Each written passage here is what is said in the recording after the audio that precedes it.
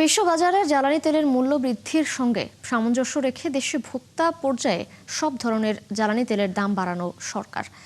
শনিবার জ্বালানি ও খনিজ সম্পদ বিভাগের এক সংবাদ বিজ্ঞপ্তিতে এই তথ্য জানানো হয়েছে। ভোক্তা পর্যায়ে এবার প্রতি লিটার ডিজেলের দাম 15 টাকা বাড়িয়ে করা হয়েছে 115 টাকা, অকটেনের দাম 20 টাকা বাড়িয়ে 140 টাকা, পেট্রোলের দাম 19 টাকা বাড়িয়ে 135 টাকা এবং কেরোসিন 18 টাকা বাড়িয়ে 130 টাকা নির্ধারণ করা হয়েছে। রোববার মধ্যরাত থেকে বর্ধিত দামে জ্বালানি তেল বিক্রি করছে রাজধানীর পেট্রোল পাম্পগুলো। ভোক্তারা বলছেন, দাম বাড়ানোর ফলে যদি তেল সংগ্রহে ভোগান্তি কমে তাহলে এতে আপত্তি নেই তাদের। তবে কেউ কেউ বলছেন, জ্বালানি তেলের দাম বাড়ার ফলে পরিবহন খরচ, কৃষি উৎপাদন ব্যয় এবং সাধারণ ভোক্তা পর্যায়ের ব্যয়ে নতুন করে চাপ পড়তে পারে।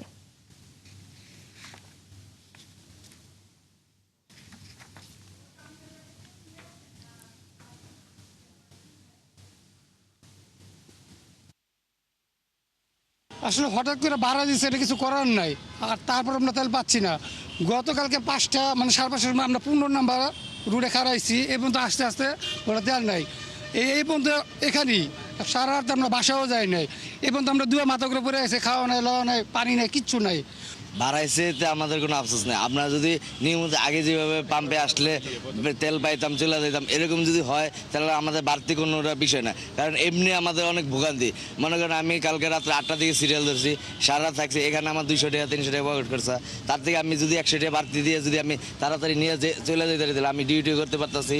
24 ঘন্টা শেষ, আজকে সকাল 7টায় শেষ, কিন্তু এখনো তেল পাচ্ছি না। অন্তত জনপ্রতিনিধি, জনগণ নির্বাচিত ভোটের তারা না প্রতিনিধি, তারা যেন একটু দাঁড়ায় আমাদের সাথে, জনগণের কাতারে দাঁড়ায়, এতটুকুই। অথচ পার্লামেন্টে বলা হচ্ছে যে পর্যাপ্ত পরিমাণে রিজার্ভ আছে দেশের ইতিহাসে, কিন্তু পাম্পে তো ওই পরিমাণে তেল নাই। আবার যারা বিএপি আছে ওরা আইসেই তেল নিয়ে চলে যাচ্ছে। কারণ আমাদের সাথে তারা লাইনে দাঁড়াক, তারা বুঝুক আমাদের কষ্টটা।